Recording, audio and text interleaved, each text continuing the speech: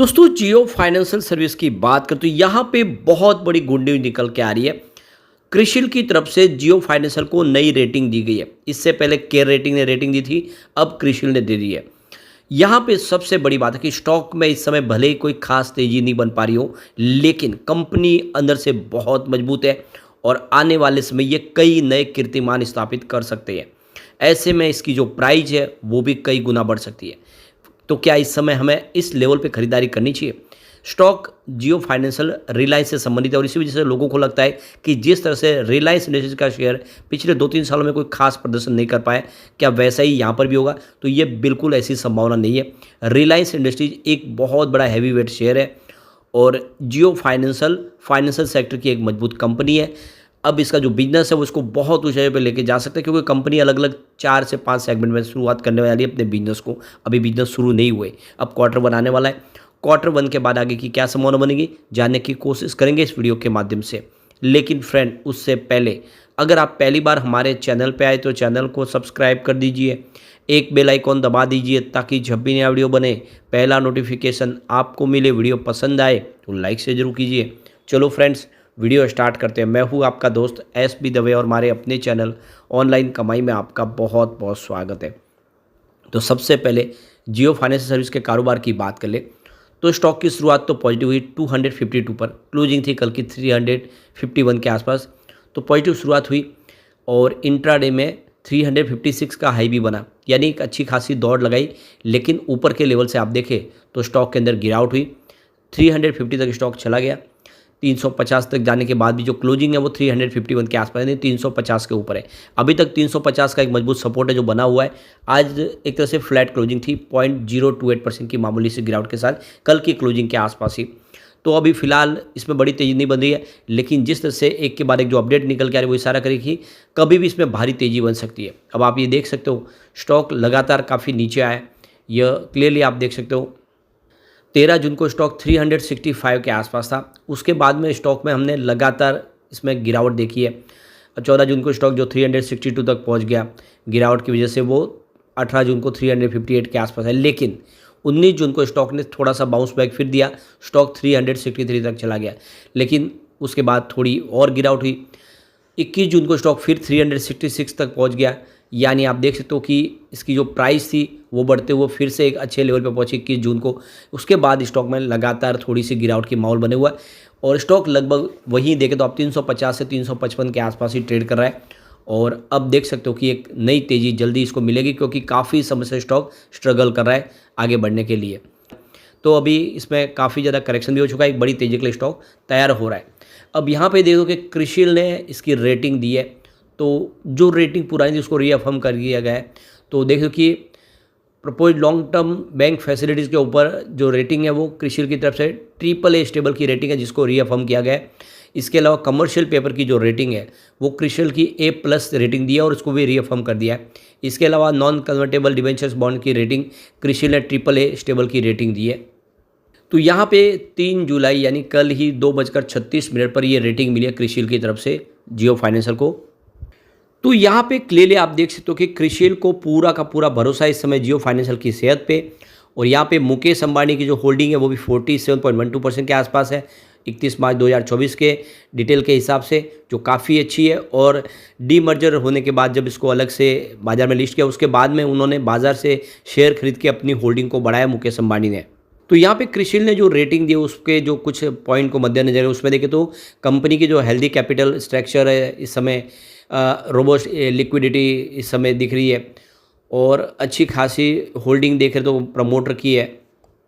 यहाँ पे प्रमोटर के ट्रैक रिकॉर्ड को देखकर भी होल्डिंग दी जाती है। तो ये सारे पॉइंट और पहलू पे देखें तो जियो फाइनेंशियल खरी उतरी है। तो अलग अलग सब्सिडीज़ के माध्यम से जियो फाइनेंशियल अपने बिजनेस को आगे बढ़ा रही है, जिसमें जियो पेमेंट बैंक का बिजनेस है और इसके अलावा इनका इंश्योरेंस ब्रोकिंग बिजनेस है। कंपनी ने अभी जॉइंट वेंचर्स बना दिया ब्लैक रॉक के साथ में, जो ब्लैक रॉक जैसा एक विश्व का बड़ा इन्वेस्टर इनको मिल चुका है जिन्होंने इसके ऊपर भरोसा किया है, जिसकी वजह से देखें तो कंपनी की मजबूती दिखाई दे रही है। यहाँ पे 31 मार्च 2024 के हिसाब से जो कंपनी का नेटवर्थ है वो करीब 1,39,148 करोड़ के आसपास है। तो क्रिशिल का मानना है कि ये कंपनी की जो सेहत है वो बहुत अच्छी है और आने वाले समय वो अपने सारे के सारे पेमेंट समय पे दे सकते हैं, कोई चिंता की बात नहीं, और इसलिए हम ये एक शानदार रेटिंग इसको दे रहे हैं। तो यहाँ पे क्रिशिल का कहना है कि healthy capitalization and liquidity which support plan growth, यानी जो भी आगे कंपनी अपने प्लान बनाए उसको पूरे कर सकते हैं। इसके अलावा एक एक्सपीरियंस मैनेजमेंट टीम है जिसका अनुभव का फ़ायदा यहाँ पे कंपनी को मिलेगा। बहुत ही सारे जो टीम के अंदर मेंबर है वो काफ़ी ज़्यादा अनुभवी है, कई सालों के अनुभव है उनके पास। तो ये सारी बातें जानने के बाद में ही यहाँ पे रेटिंग दी गई है और ये बहुत बड़ी गुड न्यूज़ है इसके लिए। तो यहाँ पे कंपनी की सेहत की बात करें, टोटल एसेट फाइनेंशियल ईयर 2024 के लिए 31 मार्च के हिसाब से 1,44,863 करोड़ के आसपास है। टोटल इनकम की बात करें कंपनी की तो ये 1,855 करोड़ के आसपास आपको दिखाई देगा। अब कंपनी के प्रॉफिट आफ्टर टैक्स की बात करें तो 1,605 करोड़ के आसपास यहाँ पे है, और रिटर्न ऑन एसेट की बात करें तो 1.2% के आसपास है। तो इसमें 2023 के मुकाबले प्रदर्शन बहुत ही अच्छा आपको दिखाई देगा। तो यहाँ पे क्रिशिल की तरफ से नॉन कन्वर्टेबल डिवेंचर बॉन्ड्स है 3 करोड़ के, 3000 करोड़, उसके ऊपर क्रिशिल ने AAA स्टेबल की रेटिंग दी है। इसके अलावा कमर्शियल पेपर है 3000 करोड़ के, जिसकी मैच्योरिटी डेट है आप देखो 365 डेज, उसके ऊपर क्रिशिल ने A+ की रेटिंग दी है। और लॉन्ग टर्म बैंक फैसिलिटीज़ है जो 4000 करोड़ रुपीज़ की है, जिसके ऊपर क्रिशिल ने AAA रेटिंग दी है। तो काफ़ी ज़बरदस्त रेटिंग मिली है यहाँ पे। अब जियो फाइनेंशियल अकेली एक कंपनी है, इसकी बहुत सारी सब्सिडीज कंपनी है जिसके माध्यम से इसका बिजनेस अब तेज़ी से आगे बढ़ेगा, जिसमें जियो फाइनेंशियल सर्विस लिमिटेड, जिसके पहले नाम था रिलायंस स्ट्रेटेजिक इन्वेस्टमेंट लिमिटेड, इसकी जो सब्सिडीज कंपनी उसमें देखो तो Jio finance limited, Reliance retail finance limited, इसके अलावा जियो पेमेंट सोल्यूशन लिमिटेड और जो रिलायंस पेमेंट सोल्यूशन के नाम से पहले थी।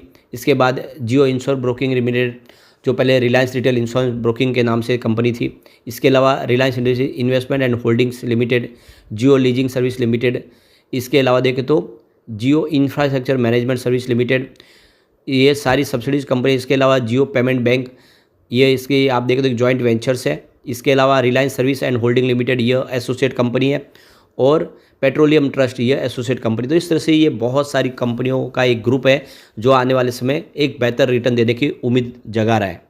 इससे पहले इसी सप्ताह केयर की तरफ से भी यहाँ पे देखें तो AAA की रेटिंग दी गई है, काफ़ी बेहतर रेटिंग उन्होंने दी है। यहाँ पे बैंक फैसिलिटीज़ के ऊपर भी उन्होंने 4000 रुपीज़ के ऊपर जो और A+ की रेटिंग दी है। तो काफ़ी ज़बरदस्त रेटिंग एक के बाद एक जितनी रेटिंग एजेंसियाँ दे रही है। अब कुछ जो डील हुई उन डील की तरफ चलते हैं, उनका क्या इशारा है।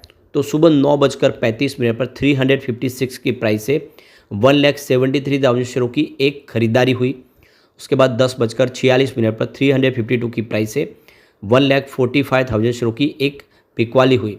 उसके बाद 1:47 पर 351 की प्राइस से यहाँ पे करीब 89,000 शेयरों की एक बिकवाली और हुई। तो उसके बाद 3:01 पर 351 की प्राइस से 2,13,000 शेयरों की खरीदारी हुई। तो उसके बाद 3:12 पर 350 की प्राइस से 1,11,000 शेयरों की एक खरीदारी और हुई। तो भले ही आप देखें तो स्टॉक की प्राइस ना बढ़ी हो, लेकिन बड़े फंड हाउस ने अच्छी खरीदारी आज की है।